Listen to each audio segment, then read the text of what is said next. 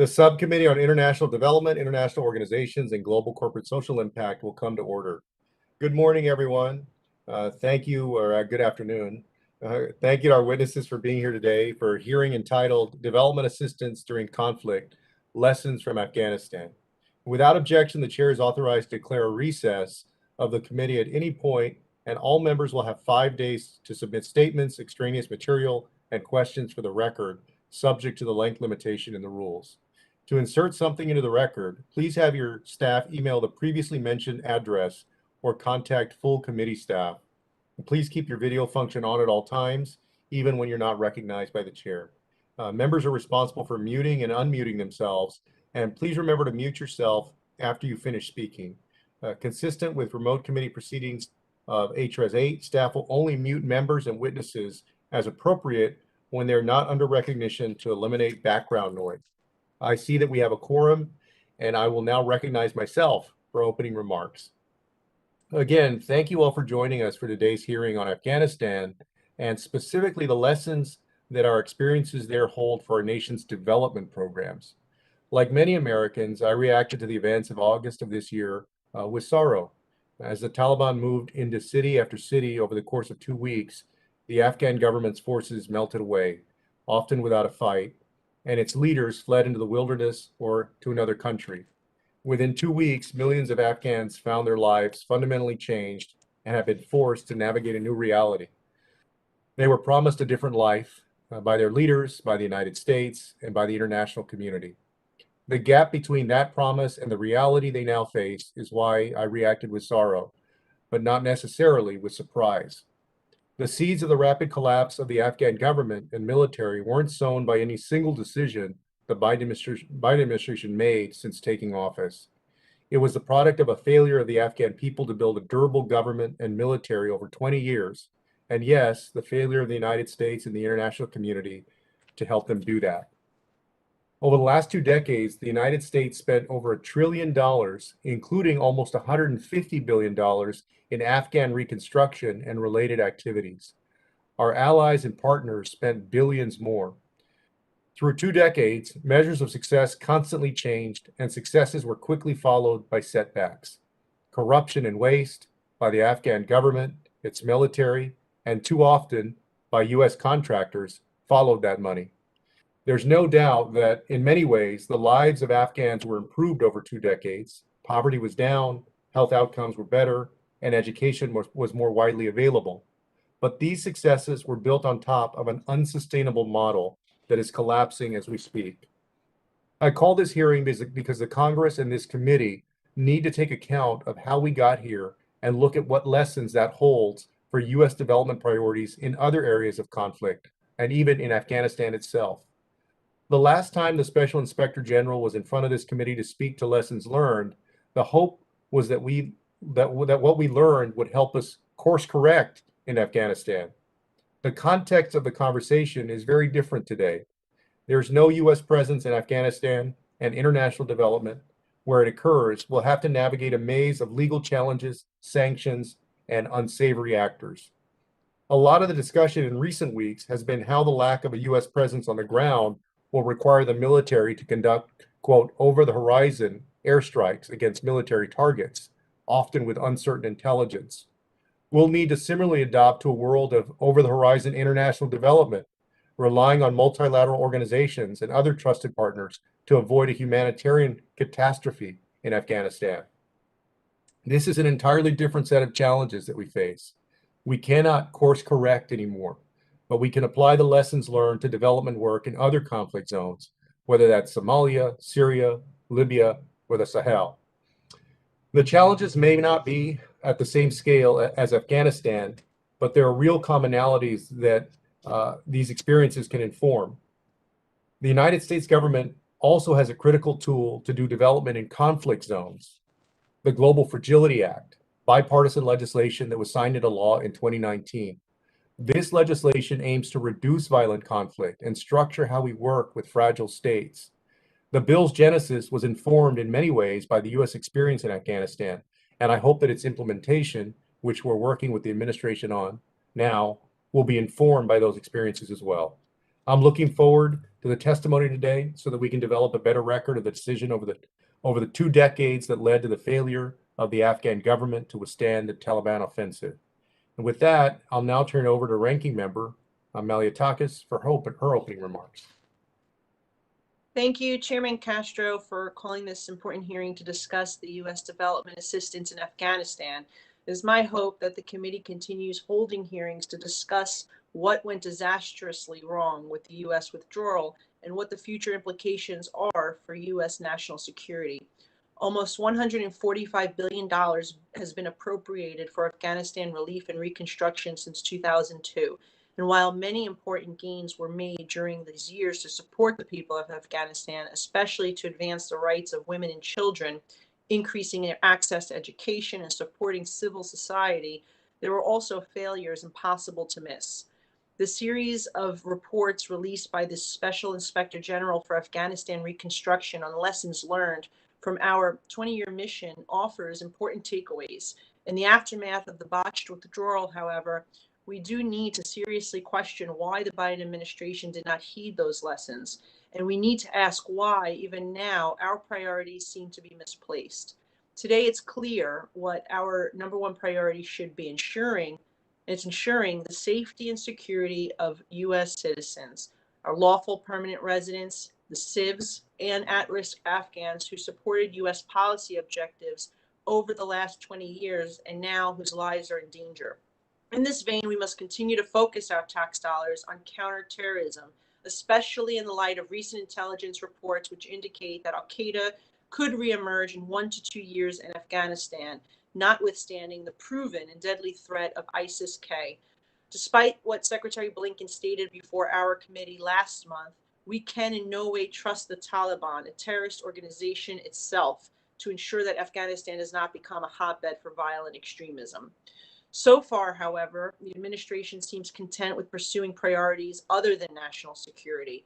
For example, I'm deeply concerned about premature conversations by the Biden administration to restart U.S. non-humanitarian aid programs.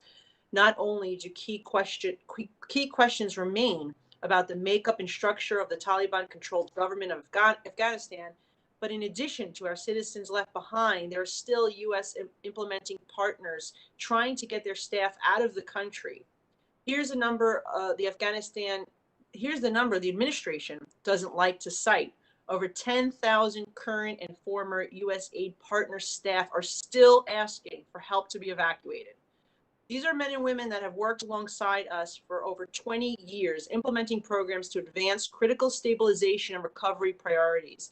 Getting these people to safety needs to be this administration's priority. We need to show up for partners that risk their own personal safety to implement U.S.-funded programs. And frankly, the lack of urgency to address this critical issue is astounding.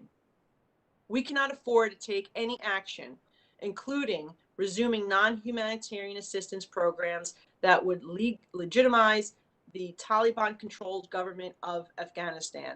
One consequence of the withdrawal of the U.S. forces and diplomats that's not being discussed enough is the limitations on our ability to effectively monitor and implement U.S. assistance programs. We have seen the destructive role that the Taliban plays in provision of assistance before, from dictating NGO operations to excluding women and children from participating in programs. Over 18 million Afghan civilians, nearly half the population, are in dire need of humanitarian assistance after the disastrous collapse of the country, the subsequent severe economic downturn, and the rapidly approaching winter months. There is a clear need here, but with the Taliban in full control, options are extremely limited. Because, to be clear, we must not take any step to enable or provide any more leverage to the Taliban government sitting in Kabul, and we must be sure that not a single U.S. tax dollar ends up in their hands. So I hope that the Inspector General sheds light on how ongoing aid programs in other security restrictive environments like Yemen, Somalia, Syria, and Iraq could inform the risks and safeguards necessary for current and future assistance programs in Afghanistan. Mr. Sopko, I really look forward to your testimony, and I yield back the balance of my time. Thank you. Thank you, Ranking Member. And before I introduce our distinguished witness, I want to ask unanimous consent that Representative Meyer be allowed to join this committee and ask questions following all the other subcommittee members. Without objection, we'll allow Rep. Meyer to join. And now I want to introduce our witness. We have with us today the Honorable John F. Sopko, the Special Inspector General for Afghanistan Reconstruction. Mr. Sopko has been in this position since 2012 and has seen the situation in Afghanistan change significantly over the last decade. Thank you for joining us here today to speak about your work, your findings, and help Congress chart a path forward. I'll now recognize Mr. Sopko for 5 minutes, and without objection, your prepared written statement will be made part of the record, Mr. Sopko. Please. Thank you very much. Chairman Castro, Ranking Member Malliotakis, distinguished members of the subcommittee, thank you for inviting me to testify today. Without a doubt, our country's experience in Afghanistan has been costly. It lasted over 20 years. We spent over $145 billion on reconstruction, and we cannot forget that more than 2,400 Americans paid the ultimate price in defense of liberty in Afghanistan. Additionally, over 21,000 of our troops were wounded and continue to bear the scars of conflict. These are sobering numbers, and we owe all who served in Afghanistan, as well as the long-suffering American taxpayer, an accurate accounting of what worked and what did not work in that country. Since Congress established SIGAR in 2008, we have publicly issued over 600 audits and other reports, including 11 lessons learned reports, in an attempt to do just that. Our work demonstrates that no single policy decision nor administration led to the failure of our reconstruction effort. Rather, it was a series of decisions made over 2 decades that led us to this point. The seeds of the collapse in Afghanistan were sown well before the last 60 days. But the questions now are, what could we have done differently, and what must we prepare to do differently in the future? For the sake of brevity, let me highlight just 3 key areas from our reports for your consideration. First, the U.S. government's inability to get the right people into the right jobs at the right time was one of the reconstruction mission's most significant failure. While the State Department has statutory authority, for example, to lead security sector assistance efforts overseas, it does not have the personnel, expertise, or resources to do so. This left the Defense Department to fill that void, resulting in less qualified and poorly trained personnel undertaking key diplomatic and development roles. Additionally, state and USAID experienced frequent staff turnovers in Afghanistan of a year or even less service there, leaving their successors to start from scratch and make similar mistakes all over again. Secondly, U.S. government agencies, including state and aid, rarely conducted sufficient monitoring and evaluation, or M&E as we call it, to understand the impacts of their development efforts. The absence of periodic reality checks created the risk of doing the wrong thing perfectly. By that I mean a project that completed required tasks would be required successful, even though it did not achieve or contributed to broader, more important goals. If better monitoring and evaluation processes had been in place to evaluate programs to combat corruption, develop the economy, build the Afghan security forces, many of the problems that contributed to the rapid collapse of the Afghan state could have been corrected. Measuring success by focusing on dollars and cents is no substitute for common sense. Thirdly, and probably more importantly, the U.S. government did not understand the Afghan political and cultural context, thereby leading to empowering corrupt power brokers and politicians, forcing inappropriate Western technocratic models on Afghan institutions, imposing formal Western rule of law on a country that addressed most disputes through informal means and struggling to understand and mitigate cultural barriers to supporting women and girls. This failure meant projects intended to mitigate conflict often exacerbated it. To be sure, state and aid had successes, but their sustainability of those gains is obviously now in grave doubt. Now, the book on Afghanistan is not yet closed. Questions remain unanswered. Questions that SIGAR has been tasked by Congress to investigate, including the sudden collapse of the Afghan government and security forces. At the request of your colleague, Chairman Barra, we will also be conducting an audit of the Special Immigrant Visa Program.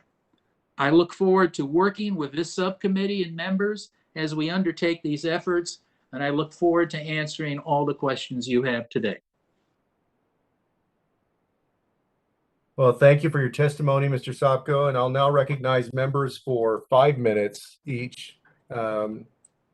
And pursuant to House rules, all time yielded is for the purposes of questioning our witnesses. Because of the virtual format of this hearing, I'll now recognize members by committee seniority, alternating between majority and the minority.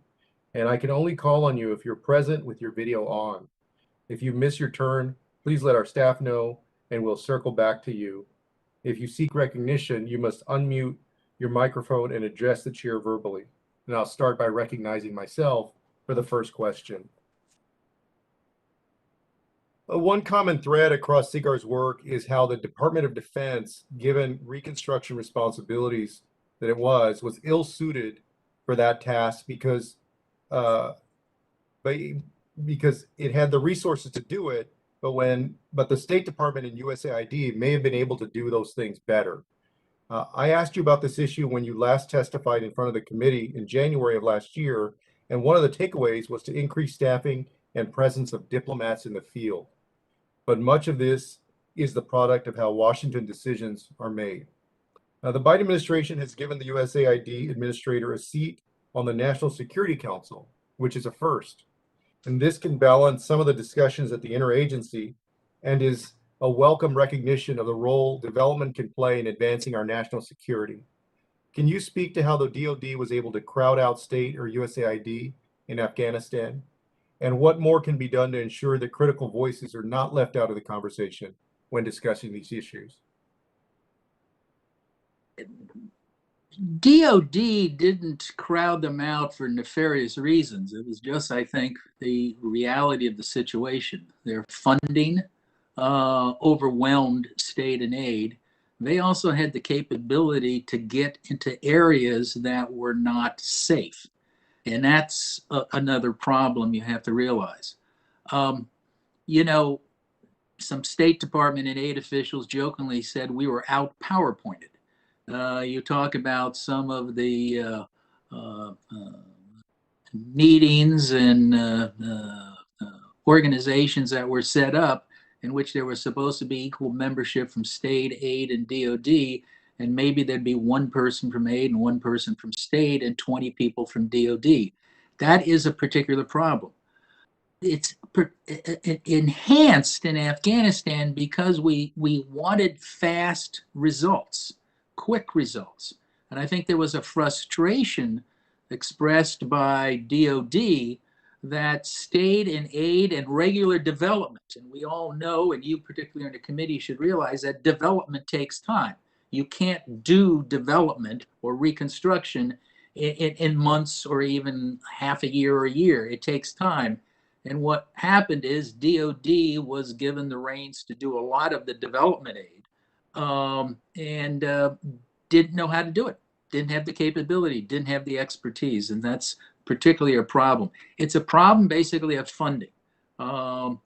We tend to view more bodies in state and aid as a waste of money, but we don't if we're talking about the Defense Department. And I think until we get over that and realize state and aid have important missions, they have to be fully funded. All right, no, thank you. In your most recent report, you note that contractors were often used to travel to places that were deemed too dangerous for U.S. government employees. This made the U.S. government dependent on contractors to do oversight of projects, which meant there was little to no actual oversight over the projects. This problem of U.S. personnel being stuck in embassies and unable to get into the field is, of course, not unique to Afghanistan. But as we explore doing development in other conflict zones, how can the United States ensure that diplomatic and development personnel are able to get out into the field in the same way that contractors are? I think Congress, the ultimate thing is Congress, the American people, and the administration, whoever's in the White House, Democrat or Republican, has to realize that diplomacy is never going to be totally risk-free. We expect and we understand when DOD takes calculated risks. There has been a tendency, and I saw this over time in Afghanistan, a fear among State Department officials and aid officials to take risk. As a result, people didn't leave the compounds, people didn't go over the wire and do work they need to do. And I think it's because they were afraid they would get in trouble if somebody got hurt. I'm not talking about recklessness. I'm talking about there are State Department, if you talk to the average State Department official or aid official, they understand they have to take risks. You have to let them take those calculated risks. Then we don't have to worry about contractors doing their job or worry about DOD doing the job. I think it's the approach we have to risk taking in the diplomatic field. We have to resolve that. No, well, thank you, sir. And I want to pass it over to the ranking member for her questions. No, thank you very much. I appreciate what you're saying here today. And it seems that, this is an issue where I think Republicans and Democrats can certainly agree. We want to make sure that the taxpayer money is being used properly. I have a question relating to, can we, or if we can, how can we ensure that this money does not get into Taliban hands? Well, currently, all funding, except I think a very small amount of humanitarian aid, has been stopped. So it's not getting into Taliban hands. But if the spigot is open, I'm sorry? Yeah. No, sorry, please continue. Yeah. If the spigot is opened, it's going to be difficult to do it, far more difficult because we don't have people on the ground. There are ways to look at it, but the first thing we should consider is we should put conditions on it to make certain we have access, whether it's SIGAR or somebody else has access to books and records and remotely can monitor how it's being done. It's going to be extremely difficult. We had problems monitoring it even with a friendly, although incompetent Afghan and corrupt Afghan government. We will definitely have more problems, but you have to put those conditions on it, and you have to enforce the conditions. And we do not have a good track record on that. And we've highlighted that over the years. We did not really put strong conditions and hold the Afghans' feet to the fire on that. And I hope we've learned from that, and we realize if we give money to the Taliban, we're going to have to try to watch how the money's being spent. I agree with you wholeheartedly, and that is why I pause when we are having this discussion about sending more money.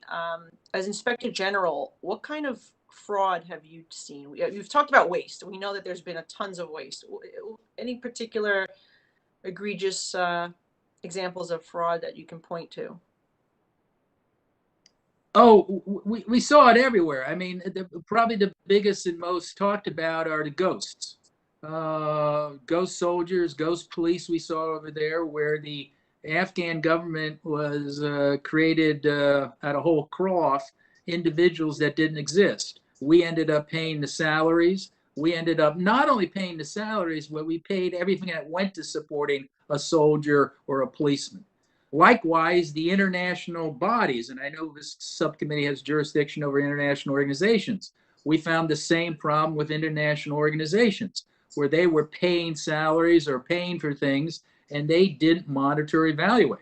And this in particular was very difficult for us because a lot of the international organizations wouldn't let us in to take a look at the books and records. So we saw that a lot. Fuel disappearing.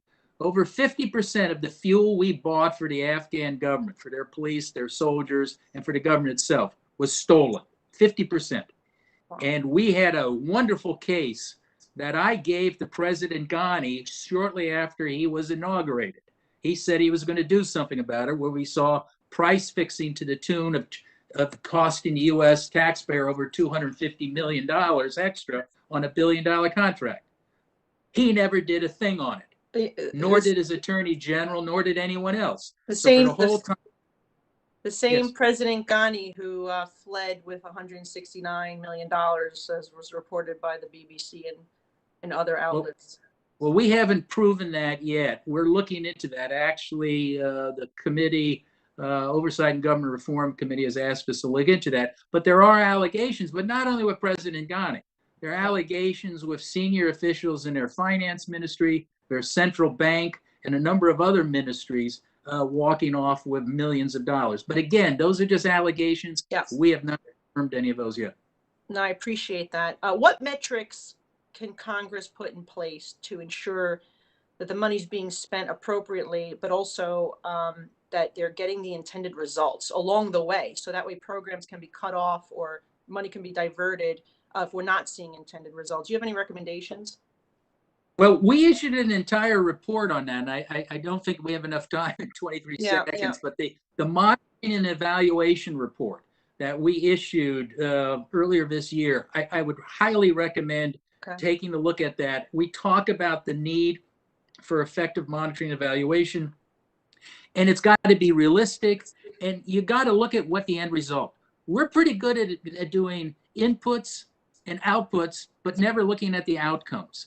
And you have to hold state, aid, and DOD to having met the outcomes that they tell you they're supposed to result in. And if you don't, that's the biggest problem we saw. The ultimate monitoring and evaluation that was done in Afghanistan was at the end, because they falsified or ignored all the bad results on M&E for the years and years that we've been raising concerns. And the ultimate M&E, the ultimate monitoring and evaluation was, could the Afghan government stand on its own? And we saw what the results were. If we had had effective monitoring and evaluation, if we had actually held their feet to the fire over the last 10 years, I say we wouldn't have ended up where we are today with a non-existent Afghan government. Thank you. And if it's happening there, it's happening in Yemen and Syria and Iraq, potentially in other countries. Thank you, Mr. Chairman. It's not my job to look at those other countries, but Sure. I think take our report, and we have briefed state and aid on this, and I must say they are listening now, and take our report and see if they're doing it in these other countries. You raise an excellent point, ma'am. Thank you. All right, thank you. We'll go to the vice chair of the committee, Sarah Jacobs. Well, thank you, Mr. Chair, and thank you, Inspector General Sopko, for being here and for all of your work over the years to make sure that we tried to learn some of these lessons in Afghanistan. First, I wanted to thank you for your answer to Chairman Castro's question about diplomats being able to travel and risk-taking. We actually are working on a bill in that regard right now to try and make sure that our diplomats are able to get outside and actually talk to people and understand what's going on and take the necessary risks to do the job well. I wanted to ask you a little bit, kind of a meta question, let's say. I think we tend to do these big reviews and lessons learned. I have read many of your reports, but you know, we actually know that even though you have a lot of these great lessons, that there are a lot of needed reforms and lessons that haven't actually been implemented. And especially as we're seeing now, stabilization operations across Africa, particularly in the Sahel, that could use some reorientation and potentially are suffering from many of the same failures we're talking about today. Given your experience watching this process in Afghanistan, how do you think we should make sure we pivot before it's too late? In other words, what would actually be required to intervene in the interagency process, identify and communicate the failures, identify what needs to change, and make that come to fruition? Because it's clear to me that more money and more strategies and more oversight reports do not necessarily lead to this change. So what would and how can Congress be a partner on that? Congresswoman, that is an excellent question, and you hit the nail on the head. And the answer is to look at the role of Congress. You control the purse strings. And doing oversight, and I used to work for one of the greatest chairmen in recent history, John Dingell. And he knew that oversight was what Congress should do, and this is bipartisan, nonpartisan oversight. And that means not just calling in the Secretary of State, but that means digging deeply and looking at particular programs. And Congressman, if you have allegations, if you have concerns about what we're doing in Africa or what we're doing in Haiti, then the chairman and the ranking member should work on getting your staff to start asking some tough questions. And don't end by just bringing in the Secretary of State. You can't require him to know everything. You have to find the people who are running that program. So ultimately, it's Congress's role. And if you don't get answers, don't fund the program. And I'm old school. I worked for almost 25 years in the Senate and the House. And it is the role of Congress to protect the taxpayer's purse. And it's through oversight and withholding funds and sending messages to certain errant bureaucrats. Bring them up. Hold people accountable, Congresswoman. Hold people accountable. All of the reports we've done, no one in the government has been held accountable. I always joke that the only person who's ever going to get fired over Afghanistan is probably going to be me. Nobody else. Not the generals who came up and spun and spun and spun, and the ambassadors and aid administrators who gave bogus data to you. None of them have held accountable. You have to hold people accountable, ma'am. Okay, well, thank you. And my staff, if you're listening, sounds like we've got some work to do. I wanted to move on to the Global Fragility Act. I know in your latest DIGAR report, you talked about the lack of administrative capacity to carry out programs. And the Global Fragility Act right now dictates that no more than 5% can be spent on administrative expenses to ensure that, you know, the money's actually going to our partners and to assistance. But obviously, as you point out, capacity of our agencies to carry out their work is incredibly important. So what kind of investment in our capacity at both state and USAID do you believe is required for the GFA to be successful? Yep. Is Natalie there? I'm sorry, I'm hearing another question. Is it? I'm sorry. Do we, Somebody's Sean, do we speaking know over when your that conversation. 64 I think you're billion not or whatever the muted. hell it is going to be going, or they haven't made that determination yet? Or 64 million. I think 64 million. Jeff, can you everybody mute please Nicole? please mute themselves unless they're speaking. I'm terribly sorry. I couldn't hear your questions, Congressman. No, that's okay. I was asking about GFA and the 5% to administration and what you think actually would be required to be able to adequately implement GFA at state and aid. You know, we haven't specifically looked at that issue, and I'm sorry, I can't answer that. I can have my staff look into it. We're just saying is that civilian agencies are going to be carrying out, which I think is a very important statute, but you're not giving them any more resources to do it. And we saw what happens when they're under-resourced in Afghanistan and Iraq. So I don't know what the number is, but I'm happy to get back to you and try to give you a number on that. Okay, that would be great. Thank you so much. Thank you again for all your work. And Mr. Chair, I yield back. Thank you, Vice Chair. All right, Daryl Issa is next, but Daryl, you don't have your video on, Daryl. I'll take 5 seconds to see if you're there. If not, Miss Tenney is next, but she's not on video either. All right, Ms. Houlihan, you're up. Thank you. Can you all hear me okay? Yes, I can. Excellent, thanks. My questions have to do with the Taliban and particularly women.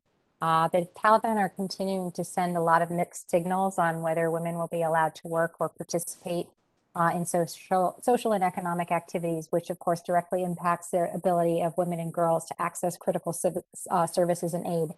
So I was wondering if you could help me understand how can the United States and our international partners effectively or better engage the Taliban on principled humanitarian access, ensuring for the equitable distribution of humanitarian aid, particularly at this time when women and girls are confined to home due to insecurity and the Taliban's crackdowns?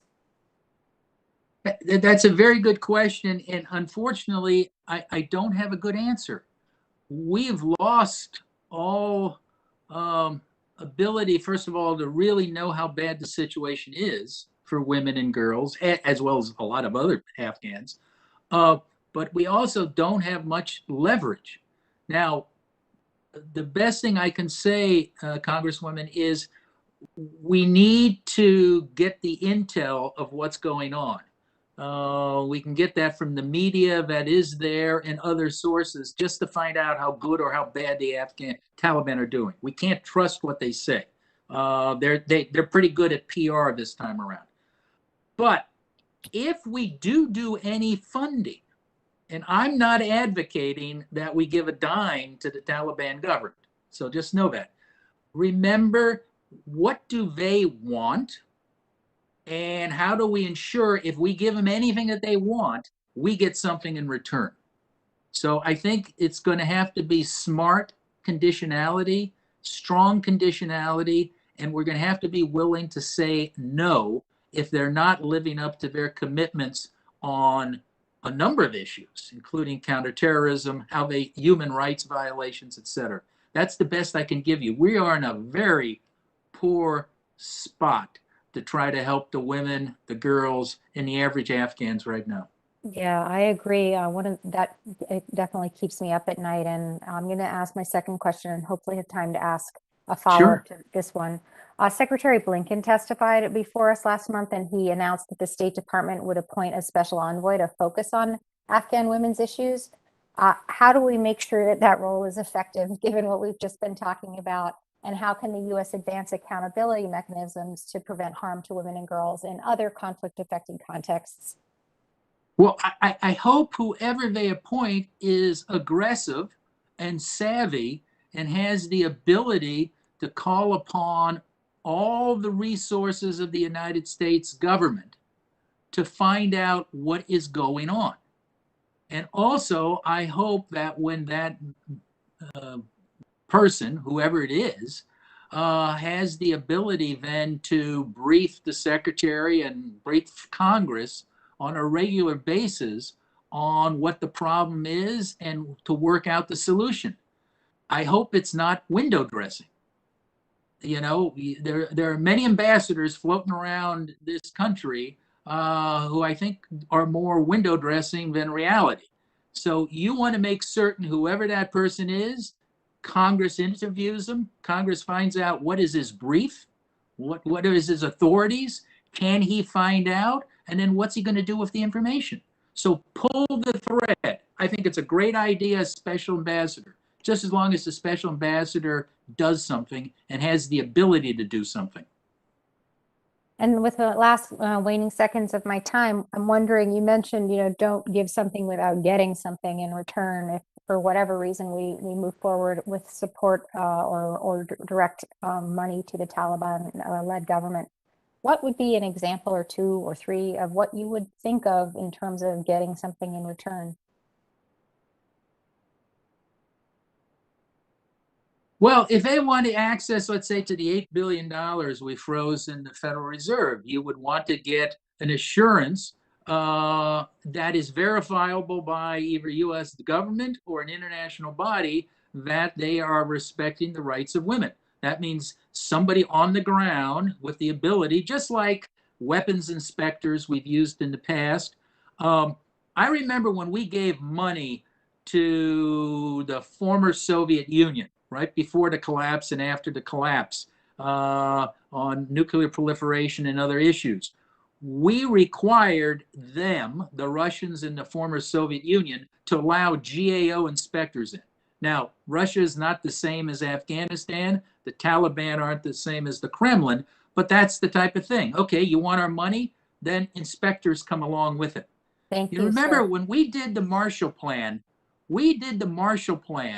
after World War II, we had somebody from the US government sitting in every office in France, Germany, Belgium, etc., to ensure that the money got spent. Now, that's the old days. You can do it with technology now a lot better than having somebody sit there. But you've got to have somebody out there to kick the tires who can actually independently determine if the Taliban are living up to their agreements.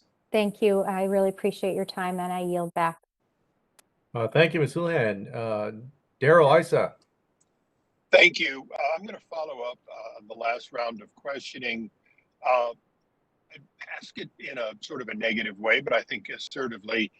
Isn't it true that when we left Afghanistan, we basically left 37 million people to the historic rule of the Taliban under Sharia law and a 6th century mentality? Well, we left the Afghan people to the current Afghan government. So I can't say if it's all Sharia law, and I can't say 4th century, but the obvious is that we're not there and there is no Ghani government. So we left them to a government run by the Taliban. But historically, that government, when they ran things the last time, did not respect what we would consider women's rights, or more specifically, they believed in women's rights that were so different than ours that we would call them inhumane. Women are taken out of school at a very early age. They're not going to get the kind of education that we're used to. There's a lot of those things that are just a given at this point, unless you assume that they have somehow changed their ways, which there seems to be no indication. I have not seen any indication that they've changed their ways, other than they have better public relations. And again, Congressman Issa, I know you and I go back years when you were in the House Oversight and Government Reform Committee. Back then, as well as now, I have not met an Afghan woman who trusts the Taliban. Now, your reports leading up to the collapse of the Afghan military predicted that it would fold, that in fact it was not stable. Isn't that true? Well, we predicted it was fold. We did not predict it would fold as fast as it did. But if you predicted it would fold, then the decision to leave Afghanistan was by definition a decision to leave it to the Taliban and their interpretation of justice, law, and where the world should go, correct? I can't say that was purpose of the decision or whatever. Where your reports were run through the system, so they were seen by people at the highest levels of the State Department, correct? All of our reports are public, and they have been public for as long as I've been there, so almost 10 years. So is there any other conclusion one could reach when you say that it will inevitably collapse, but that we were going to leave the people, the 37 million people of Afghanistan, to the rule and control of the Taliban? I wouldn't draw that conclusion. Our conclusions were more that the government or the military would probably collapse over a period of time. We didn't know who was going to replace it. The Taliban was out there. There could have been another government came in, non-Taliban, that replaced the Ghani regime, which was basically viewed as incompetent. So we didn't say Taliban is the next one in line. Well, we just besides the Taliban and ISIS-K, is there another significant group that you could name that had a reasonable possibility from a military and government standpoint of taking control of Afghanistan? well, right now I wouldn't want to name them, but I think there were a number of warlords and other politicians and political groups that could have, and I think there was some evidence that they were planning to take over. Maybe not democratically, but they were. So there were a number of groups out there, I think, who were strong men, regional leaders that were looking to take over. Thank you. I yield back. Thank you, Mr. Isa. Mr. Mayor. Thank you, Mr. Chairman, for allowing me to participate in this subcommittee hearing, and to the rest of the subcommittee for allowing with the unanimous consent. And thank you, Mr. Sopko, for being here today. I spent late 2013 to mid 2015 in Afghanistan, flew in and out of Kabul's airport and saw those Italian G222s sitting there gathering dust. And then one day they were all in a pile of scrap metal, $549 million worth of investment gone down. And I appreciate your testimony and all of your reporting, which, as my colleague, Ms. Jacobs said, some of us were reading those. I guess, you mentioned, the need for Congress to reprise its oversight capabilities in this area. And I guess, what do you attribute to the failure of Congress to really ask those tough questions, or even if those tough questions were being asked, for any action to have been taken on behalf of them over the past, 2 decades, but probably more acutely last decade? Congressman, you're pulling me way beyond my brief. I do Reconstruction. I don't, and in Afghanistan, I don't look at congressional foibles or prerogatives. Understood, sir. It's yeah. So, but I mean, when I retire, maybe I'll write a book about that. But I mean, it is difficult to change, and I think you appreciate this. Once you start a war, it is hard to change it. I mean, it is a slippery slope, and it keeps going down, down and down and down. And there are more and more people who are involved in it, and everybody thinks just one more cycle, just another year or another 6 months, we're going to turn the corner. That is the difficulty. It's the difficulty of changing a ship of state as it's moving down that river. How do you get it to turn? I mean, it's almost like we saw what happened when that big ship in the Suez just turned a little and it got stuck. That's the difficulty. But Congress has to do effective oversight. The IGs do, but by the time we get there, the body is dead and cold, and it's maybe removed, and all we got is a chalk outline of an audit or a program that's dead. You are there in the beginning, and the congressional committees have to do that. And it was President Wilson who said the role of oversight for Congress is as important, if not more important, than the role of legislating. So I'm biased toward the oversight. Well, I appreciate that. And I will direct this next question to be a little bit more within your scope. Obviously, you've gone through a litany of the failures that have been witnessed of fraud, waste, abuse, mismanagement. You mentioned earlier the fuel surcharge and those kind of corruption components. We've seen other reports on the extent to which extortion rackets or security forces or security services, private security services, were essentially set up as ways of getting more money out of the U.S., creating security threats and then profiting from it. Did you ever, in your reporting, come at an estimate of how much of the Taliban's funding may have been through U.S. funds that were being either extorted or skimmed or bribed or otherwise? I don't think we did. There were estimates, but I'm afraid to give them now because I think they could have been classified. But we assumed the Taliban got about a third of their money through either the corruption or narcotics, and then a third through taxing and a third through donations. But that's the best I can say at this point. I can try to get back to you, Congressman, if you want, in the committee on that. but I'm afraid to go much further. I appreciate that. And I want to end on a positive note. So your reports kind of showed many of the failures. At any time in your investigations and in your work, did you find success stories that you can share? Absolutely. I mean, I think there were successes with healthcare. There were successes with education.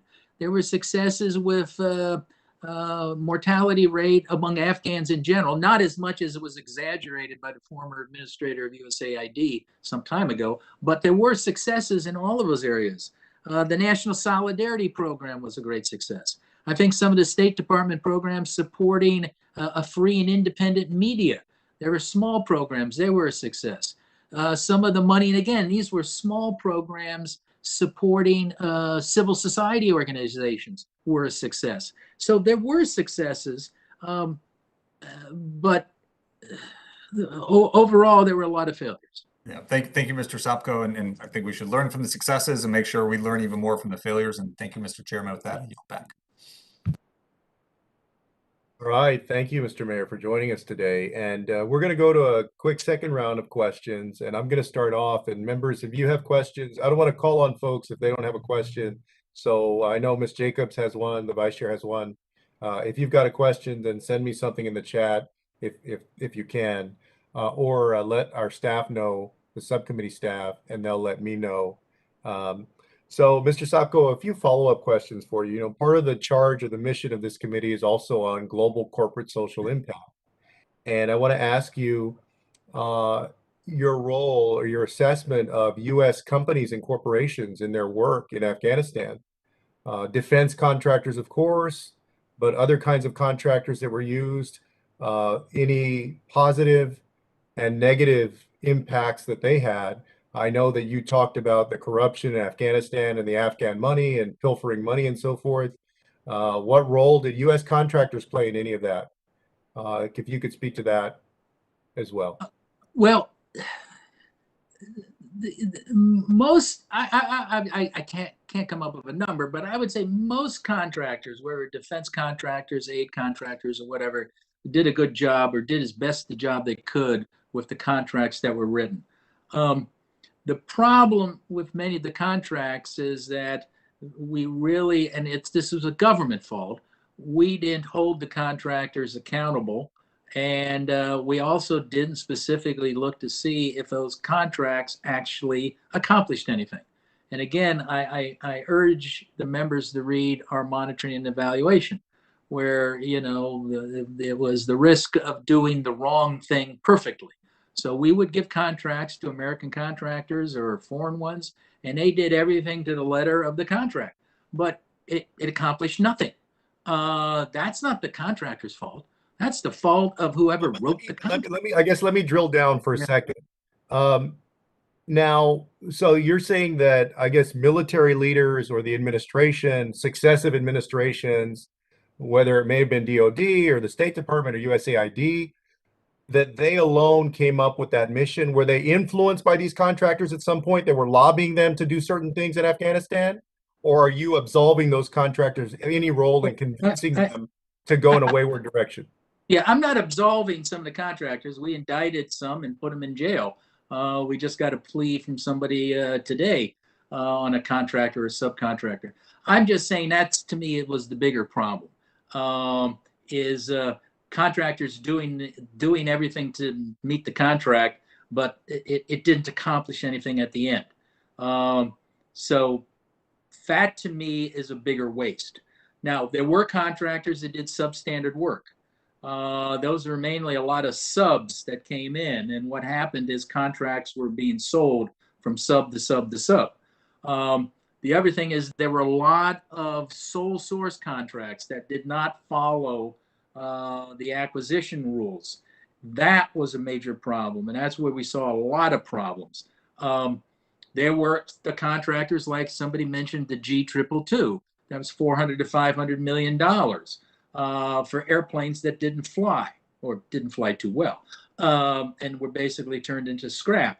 That was a situation where I believe the contractors did not live up to the contract and produced insufficient goods. I don't have an estimate one way or the other.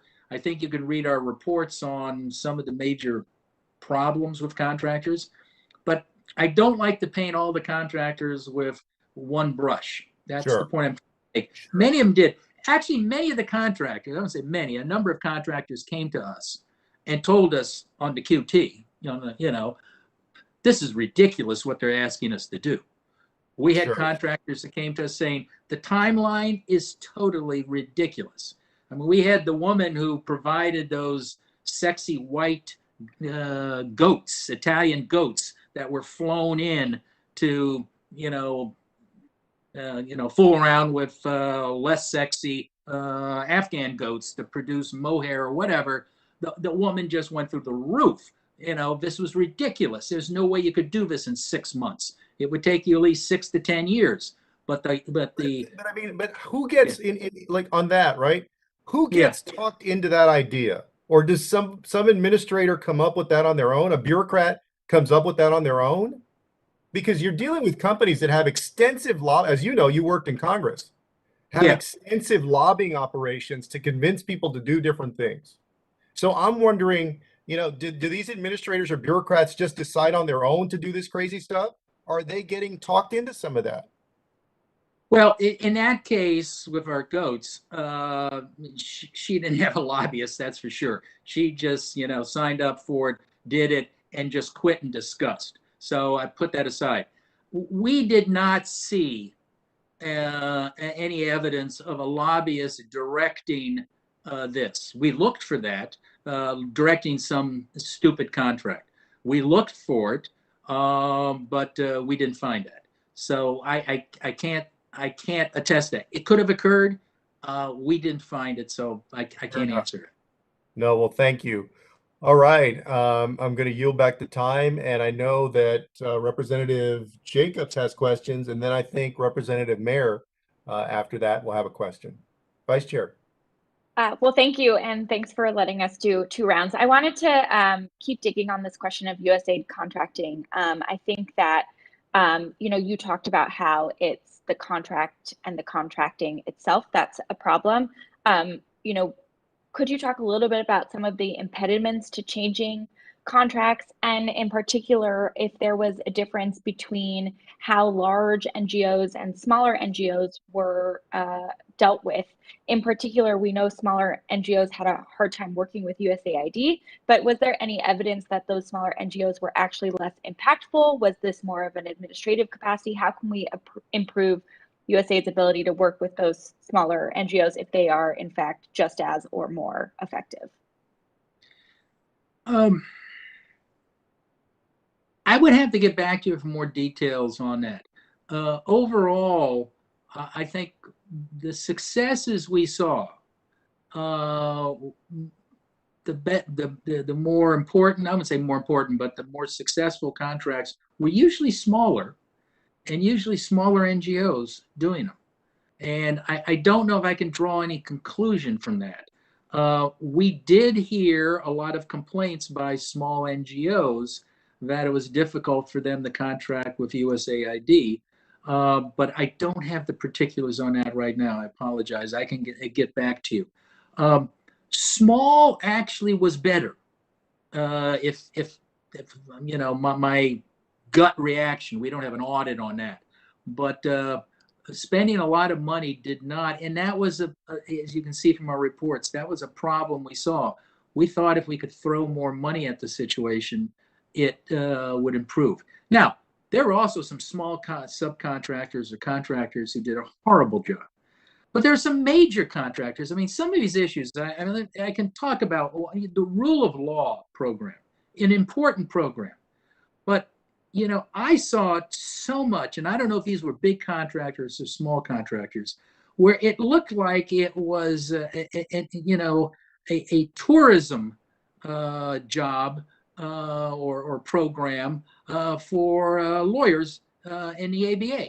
So I would end up having to talk to lawyers coming in on this rule of law program who couldn't spell Afghanistan, who had no concept of the culture and the law they were doing it. But they were being paid by, I don't know if it was a major contractor or a subcontractor, to fly over to Afghanistan for a couple of weeks or a month to talk of old war stories about how they were a prosecutor or defense attorney, or they did corporate work for AT&T, which has no relevancy to Afghanistan. Now, I can't tell you who brought them over, but we kept running into them. Likewise, we saw major contractors.